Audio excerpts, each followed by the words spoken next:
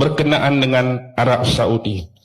Satu benda aja, bila hari itu Donald Trump umumkan tentang penguasaan terhadap Baitul Maqdis atau Jerusalem. Sebelum ni nampak tak kita permainan-permainan dan agenda-agenda yang berlaku sebenarnya untuk melorongkan satu track. Ini pandangan saya dan pengamatan saya. Sebab dalam satu hadis Nabi yang diriwayatkan oleh Imam Ahmad dan Imam Abu Daud, apabila Baitul Maqdis sudah dikuasai, maka selepas itu Madinah akan dikepung dan dihancurkan. Dan selepas Madinah dikepung dan dihancurkan, akan berlaku pertempuran yang besar. Selepas pertempuran yang besar akan berlaku penaklukan Konstantinopel. Dan bila berlaku penaklukan Konstantinopel, masa untuk Dajjal keluar sudah tiba. Kita tengok step ada 5 tadi. Mula-mula penguasaan Baitul Maqdis. Bila dah benar-benar totally Baitul Maqdis dikuasai oleh musuh, maka mereka akan mula mencari peluang untuk menjahanamkan Madinah. Bila Madinah dah dikepung, Madinah dah dihancurkan, pertempuran besar akan berlaku. Selepas pertempuran besar berlaku, akan berlaku penaklukan Konstantinopel yang keempat. Bila Konstantinopel dah ditaklukkan, Dajjal akan keluar. Sekarang kita lihat, bila mereka betul-betul dah menguasai Baitul Maqdis, dalam agenda The Hidden Hand, Baitul Maqdis ini akan dirajai oleh siapa di akhir zaman? Akan dirajai oleh siapa? Mereka tunggu siapa? Messiah yang terakhir, the false Messiah, Dajjal. Kita bayangkan kalau mereka dah dapat Baitul Maqdis, Dajjal akan duduk di sini. Sekarang ni, Dajjal akan keluar dari mana? Dajjal akan keluar dari bumi Isfahan dan di belakangnya ada 70,000 Yahudi yang memakai toya lisa. Di Isfahan di mana? Iran. Iran, Baitul Maqdis, ini law dan ini track laluan dia. Keluar daripada kawasan Isfahan, jalan dia nak pergi sini. Jadi sebelum Dajjal keluar, laluan-laluan ni harus dicantas lebih awal. Nampak tak? Sebelah Iran, Iraq, beres dah ke? Hancur, kucak-kacir dah. Sebelah tu Syam, Syria, hancur, kucak-kacir dah. Maksudnya laluan dan track ni dah jelas. Tapi satu benda terhalang, Arab Saudi di dalamnya ada Mekah dan Madinah. Jadi bila mereka dah benar-benar menguasai Baitul Maqdis, tunggulah masa untuk Madinah akan tiba. Sebab sekarang di atas gunung bergaram, Jabal Habsyi sudah ada apa? Yang kita katakan sebagai istana Dajjal. Dia tak boleh masuk.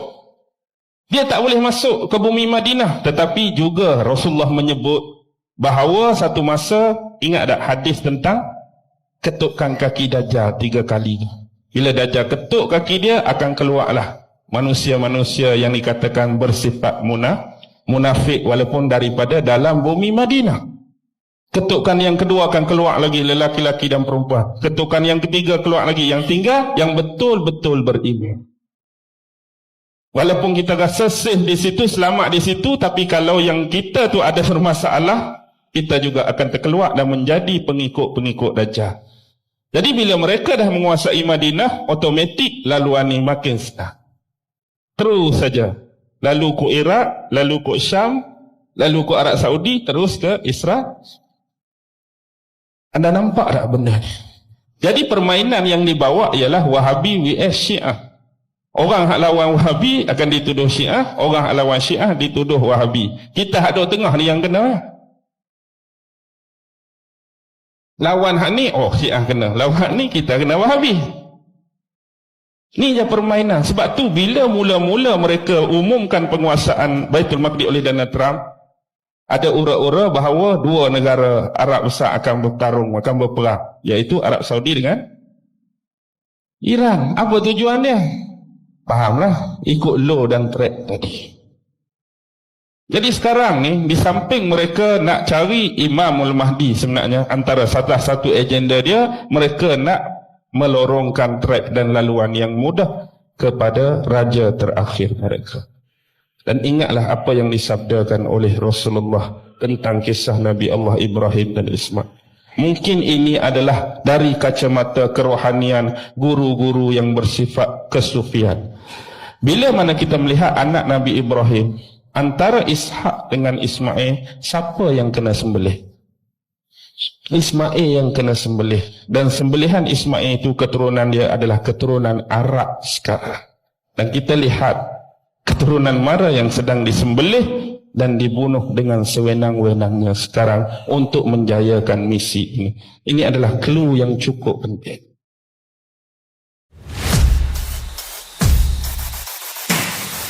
Nabil bil ghaib.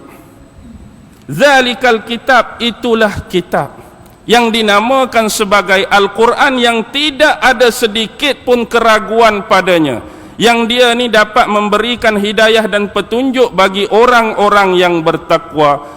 Apa tagline orang yang bertakwa? Iaitu orang-orang yang beriman dengan perkara-perkara yang bersifat ghaib. Yang kita sebut empat paling dominan tadi sudah nyata atau jelas depan kita atau belum muncul? Imam Mahdi dah jumpa dah? Belum lagi. Dajjal dah keluar dah? Belum lagi. Nabi Isa dah turun dah? Belum lagi. Ya'juj Ma'juj dah keluar ke? Wallahu a'lam. Jadi sekarang tu benda tu kita percaya, kita beriman, dan dia ghaibiyah buat masa ni. Dia di luar pengetahuan kita, menjadi perkara yang ghaib daripada ilmu dan makrifat kita. Jadi kita percaya benda ni walaupun dia ghaibiyah, walaupun dia tak datang. Sebab apa? Bila kita percaya pada Allah, kita juga percaya pada firman dan wahyu yang diturunkan kepada Nabi Muhammad.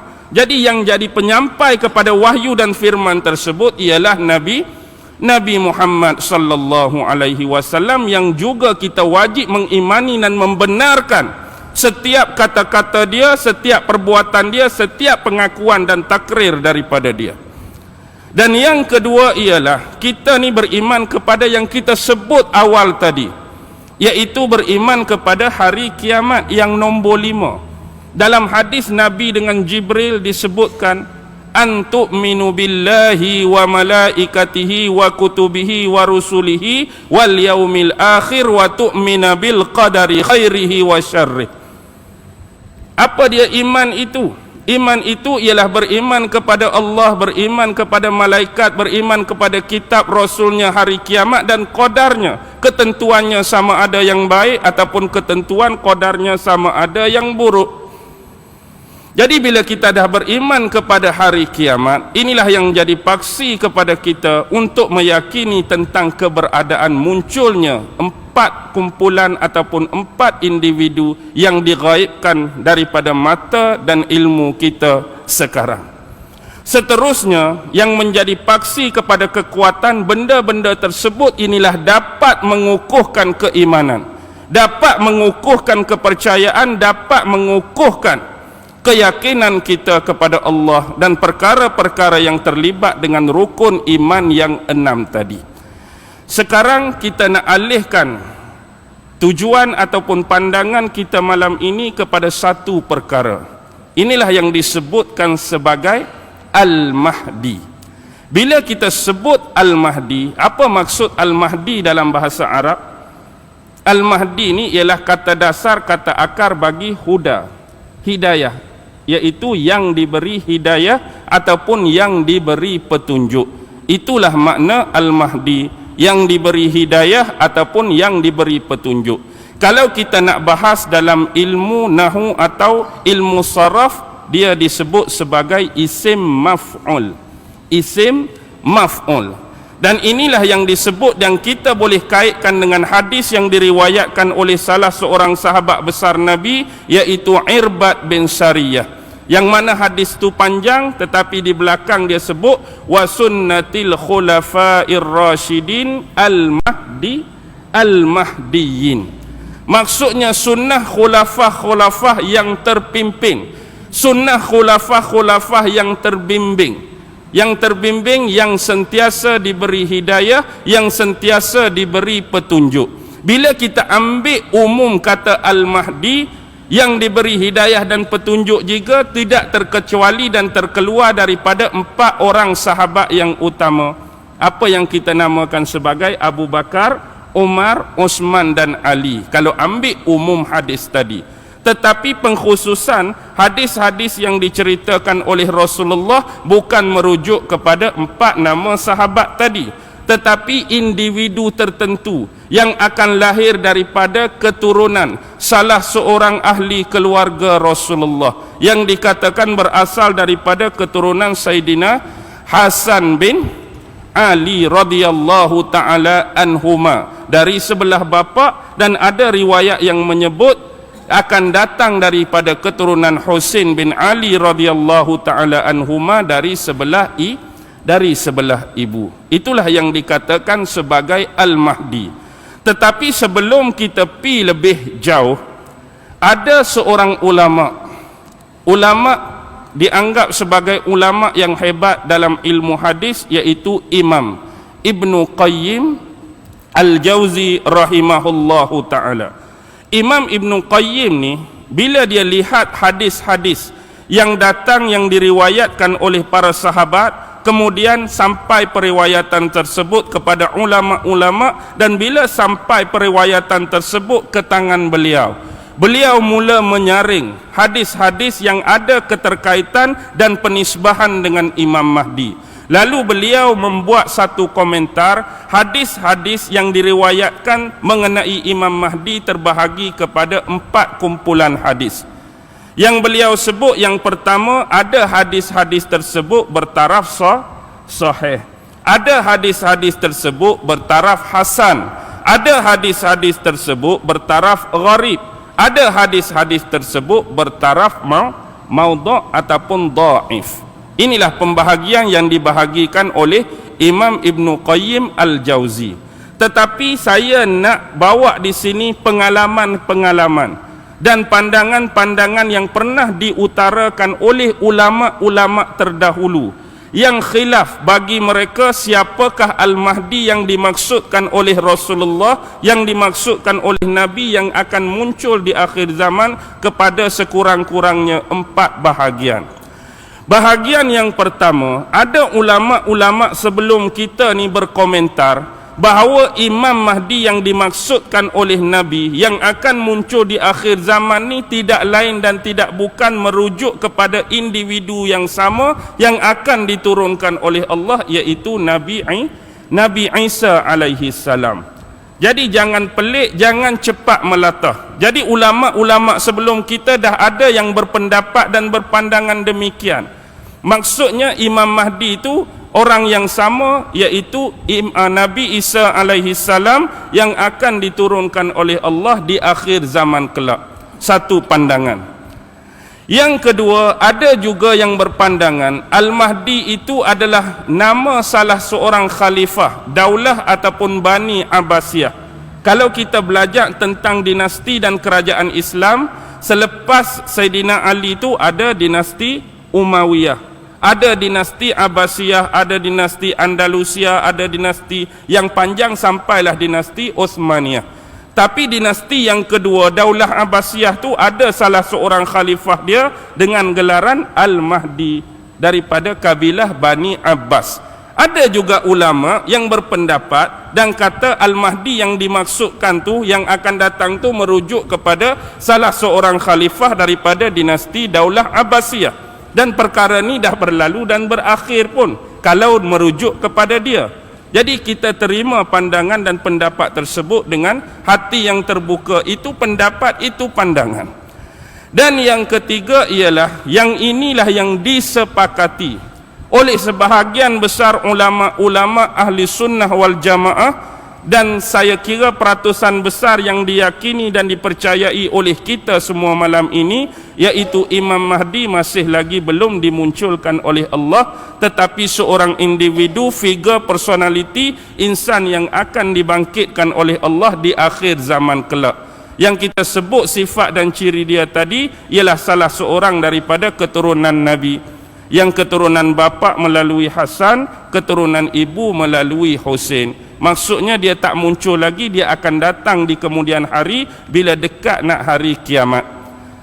Jadi ulama-ulama yang mengatakan ada 4 jenis hadis tadi tentang datangnya Imam Mahdi, sama ada hasan, sama ada sahih, sama ada gharib, sama ada maudhu', Tetapi bila kita menggabungkan keseluruhan hadis-hadis tersebut, yang dhaif ataupun yang gharib tadi akan jadi naik tingkatan darjat dia, kerana begitu banyak hadis-hadis yang lebih kuat yang bertaraf sahih, hadis-hadis yang lebih banyak dan kuat yang bertaraf hasan. Dengan kata lain, hak gharib dan dhaif tadi saling melengkap, saling membantu menguatkan dengan hadis-hadis yang lain. Okey. Sekarang kita pi pada pandangan yang terakhir. Pandangan terakhir yang saya maksudkan ialah ini bukan aliran biasa ahli sunnah wal jamaah, tetapi yang ini ialah dari aliran Syiah Imamiyah. Aliran Syiah Imamiyah, dalam akidah mereka, mereka mempercayai tentang bab imamah. Sebab tu rukun iman mereka, salah satu yang tak ada pada ahli sunnah wal jamaah ialah imamah, kerana mereka percaya tentang keimaman.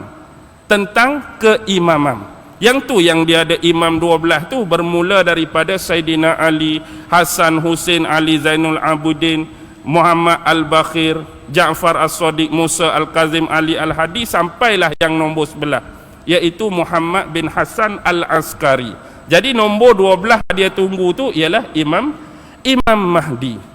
Tetapi ada juga sebahagian daripada grup ini yang meyakini Imam Mahdi yang mereka tunggu yang nombor 12 tu merujuk kepada nombor 11 dah, iaitu Muhammad bin Hasan Al-Askari yang menghilangkan diri dia. Dulu dia pernah ada, kemudian dia gaib, dia hilang, dia duduk di satu tempat yang orang ni tak tahu, tetapi di akhir zaman dia akan raja'ah, dia akan kembali lagi untuk menjadi Imam Mahdi. Ni anda nak pakailah, cuma saya nak keutarakan pendapat dan pandangan. Ini yang aliran Syiah punya.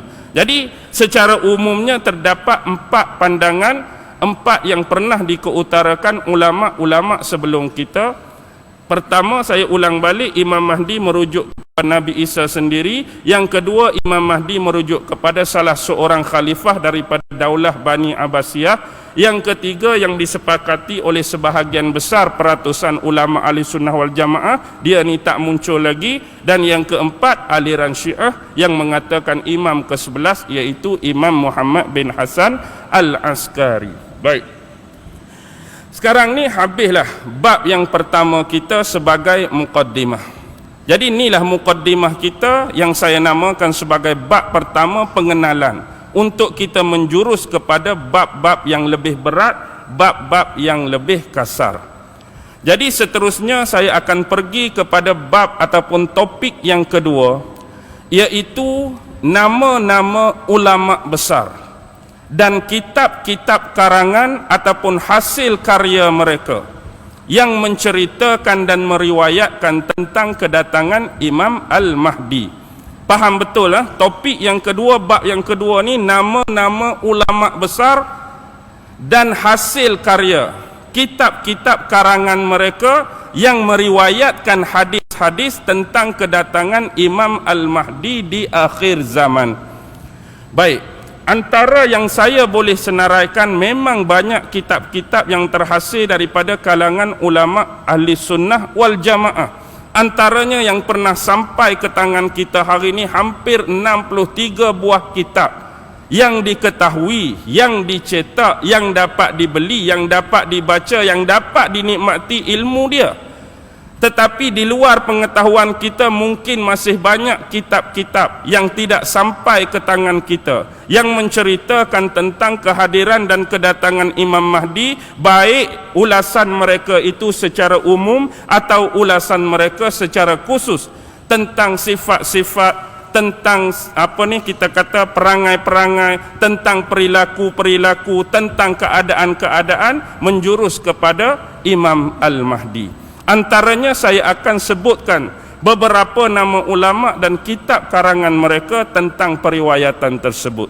Antara yang paling besar ialah selepas Al-Quran kita ada ulama-ulama hadis, kan? Ulama-ulama hadis. Baik. Yang pertama ialah Imam Bukhari. Semua orang kenal Imam Bukhari. Dalam kitab Imam Bukhari yang disebut sebagai Sahih Al-Bukhari, di dalam satu tajuk yaitu kitab Bad'ul Khalqi wa Nuzuli Isa alaihi salam dalam jilid yang keempat. Jadi dalam Sahih Bukhari, dalam kitab Bad'ul Khalq wa Nuzuli Isa alaihi salam jilid keempat ada meriwayatkan hadis tentang Imam Mahdi. Yang kedua, Imam Muslim. Imam Muslim, imam yang sinonim dengan kitab karangan dia Sahih Muslim. Boleh kita buka jilid 1, boleh buka jilid 2, bab Nuzuli Isa alaihi salam, bab yang ke-18. Jadi ada 2 jilid. Bab 18 jilid 1, bab 18 jilid 2 ada meriwayatkan tentang hadis kedatangan Imam Mahdi. Imam yang ketiga ialah imam hadis, iaitu Imam Abu Dawud. Imam Abu Dawud, kitab dia ialah Sunan Abu Dawud. Boleh buka jilid yang kedua, jilid yang ketiga, jilid yang kelima. Ada dalam 3 jilid tersebut perihal hadis Imam Mahdi. Seterusnya Imam At-Tirmizi yang terkenal dengan kitab Sunan, iaitu Sunan At-Tirmizi. Di dalam kitab Sunan dia boleh buka jilid kedua, boleh buka jilid ke-9. Banyak hadis yang memperihalkan tentang Imam Mahdi. Seterusnya Imam Ibnu Majah yang terkenal dengan kitab hadis dia Sunan Ibnu Majah, boleh buka kitab jilid yang kedua. Ada hadis memperihalkan tentang Imam Mahdi. Begitu juga dengan seorang imam, salah seorang imam mazhab yang cukup terkenal dan berkepakaran serta berkemahiran dalam bidang hadis, yaitu Imam Ahmad bin Hanbal.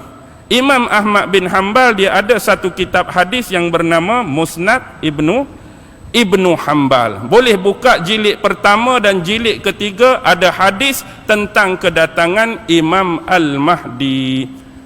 Yang ketujuh, kita boleh rujuk kitab Imam An-Nasai, salah seorang imam hadis, iaitu Sunan An-Nasai jilid kedua, ada berita tentang kedatangan Imam Mahdi.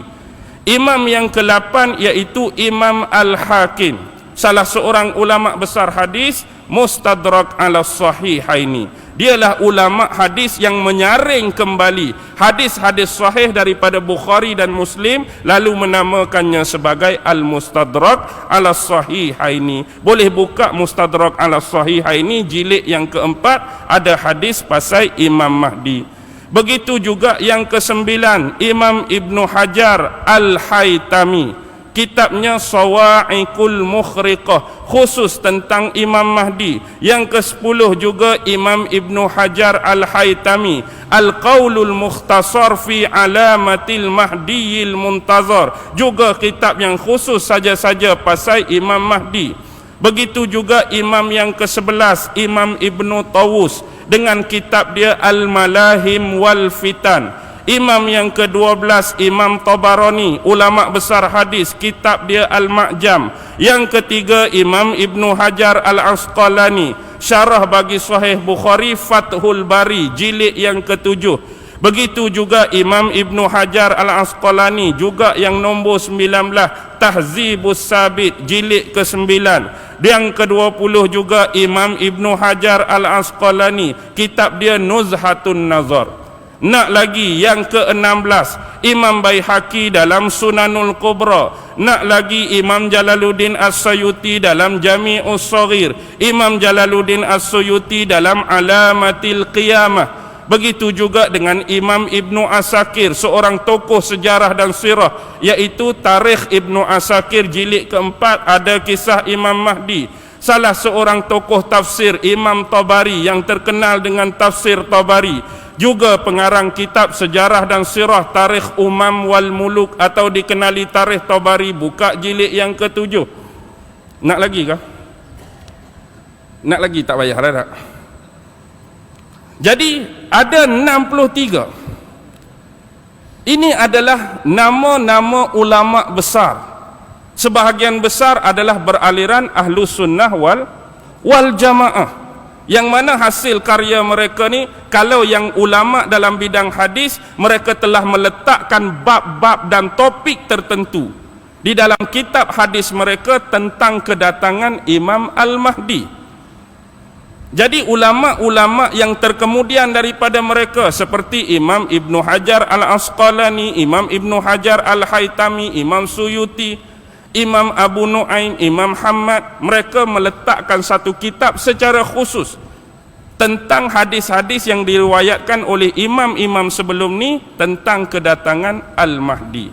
Baki lagi menjadi kita yang rendah ilmu macam saya, yang rendah ilmu macam kita semua, yang cetek tak tahu apa, jadi untuk kita dapatkan maklumat, jadi saya dah sertakan antara nama-nama ulama dan kitab-kitab mereka yang boleh kita rujuk pada bila-bila masa sahaja.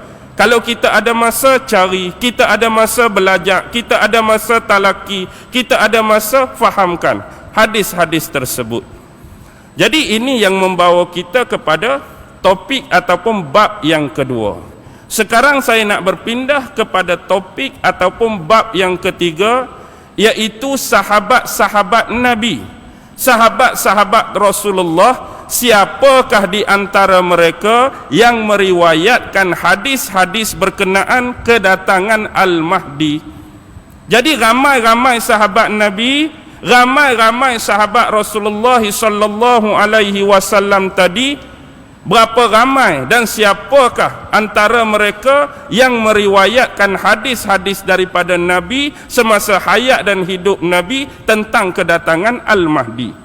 Antaranya yang disaring dan dihuraikan oleh ulama-ulama sirah, ulama-ulama sejarah dan begitu juga ulama hadis. Hampir ada 44 orang sahabat Nabi. 44 orang sahabat Nabi yang meriwayatkan hadis-hadis mengenai berita kedatangan Al-Mahdi. Jadi siapakah mereka? Ada ulama-ulama yang mengatakan termasuk mereka ialah ulama-ulama yang dijamin masuk syurga oleh Allah Subhanahu wa taala. Ada sahabat-sahabat yang dekat dengan Nabi, ada sahabat-sahabat yang setia dengan Nabi, ada sahabat-sahabat yang senior dengan Nabi, ada sahabat-sahabat yang jarang bertemu dengan Nabi tetapi juga mampu mengambil dan meriwayatkan hadis tertentu berkenaan dengan kisah kedatangan Al-Mahdi. Antara yang disebutkan sebilangan besar daripada 44 orang tersebut, saya sebutkan malam ni antaranya ialah 4 orang ummul mukminin. Bila sebut ummul mukminin merujuk kepada isteri-isteri Rasulullah sallallahu alaihi wasallam. Siapa salah seorang ataupun 4 orang isteri Nabi yang riwayat hadis tentang Mahdi? Yang pertama ialah isteri Nabi yang paling dikasihi dan disayangi, iaitu Sayyidatina Aisyah radhiyallahu taala anha meriwayatkan hadis tentang Al-Mahdi. Yang kedua ummul mukminin Ummu Salamah radhiyallahu taala anha. Yang ketiga ummul mukminin Ummu Habibah radhiyallahu taala anha. Yang keempat iaitu ummul mukminin Maimunah radhiyallahu taala anha. Jadi di kalangan isteri Rasulullah ada Aisyah, ada Ummu Habibah, ada Ummu Salamah, ada Maimunah, 4 orang. Di kalangan sahabat-sahabat Nabi hak dijamin masuk syurga, adanya hadis diriwayatkan daripada Uthman bin Affan. Ada hadis yang diriwayatkan oleh sepupu dan menantu Rasulullah sendiri, iaitu Sayyidina Ali radhiyallahu taala anhu. Ada juga sahabat yang bernama Sayyidina Ali Al-Hilali radhiyallahu taala anhu. Jadi sebahagian besar ada 6 orang sahabat yang meriwayatkan hadis Al-Mahdi yang dimulakan dengan nama Abdullah. 6 orang sahabat Nabi yang riwayat hadis Al-Mahdi yang dimulakan dengan nama Abdullah. Mesti sahabat hak masyhur dah. Yang pertama Abdullah bin Abbas. Yang kedua Abdullah bin Umar. Yang ketiga Abdullah bin Mas'ud. Yang keempat Abdullah bin Amru bin Al-As. Yang kelima Abdullah bin Al-Haris. Yang keenam Abdullah bin Hausib. Abdullah ibnu Abbas pupu Nabi. Abdullah ibnu Mas'ud orang yang jaga kayu sugi Nabi. Abdullah bin Umar anak Sayyidina Umar bin Al-Khattab. Abdullah bin Amru ialah anak kepada sahabat Amru bin Al-As. Abdullah bin Hausid ialah sahabat yang jarang kita dengar. Abdullah Al-Hausid satu, Abdullah bin Al-Haris juga sahabat yang jarang kita dengar. Jadi ada 6 orang sahabat yang dimulakan dengan nama Abdullah. Seterusnya ada 5 orang sahabat yang meriwayatkan hadis tentang Mahdi yang dimulakan nama dengan Abu. 5 orang sahabat yang dimulakan nama dengan Abu. Yang pertama periwayat hadis paling banyak Abu Hurairah. Yang kedua Abu Ayyub Al-Ansari. Yang ketiga Abu Sa'id Al-Khudri. Yang keempat Abu Umamah Al-Bahili. Yang kelima Abu Tufail radhiyallahu taala anhuma. Ada Abu Hurairah, ada Abu Sa'id Al-Khudri, ada Abu Ayyub Al-Ansari, ada Abu Umamah Al-Bahili dan ada Abu Tufail. Hak nama Abdullah ada 6, hak mula dengan Abu ada 5. Hak mula dengan nama Jabir ada 4. Hak mula dengan nama Jabir ada 4. Yang pertama Jabir bin Abdullah, yang kedua Jabir bin Samurrah, yang ketiga Jabir bin Tabligh, dan yang keempat Jabir bin Majdi As-Sadafi. Jabir bin Majdi As-Sadafi, ada 4 orang yang mula dengan nama Jabir. Dan yang dimulakan dengan nama Amru ada 3 orang. Yang dimulakan dengan nama Amru ada 3 orang, iaitu Amru bin Al-As, bapa kepada Abdullah bin Amru tadi. Yang kedua ialah Amru bin Nufair, dan yang ketiga ialah Amru bin Murrah Al-Juhani. Jadi ada 3 sahabat yang nama Amru.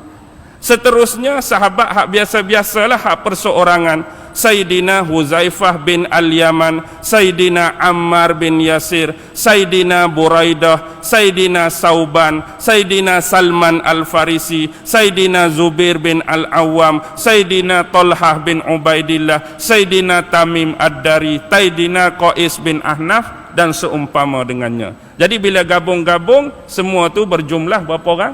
44 orang sahabat Nabi yang meriwayatkan hadis-hadis daripada Nabi waktu dia hidup.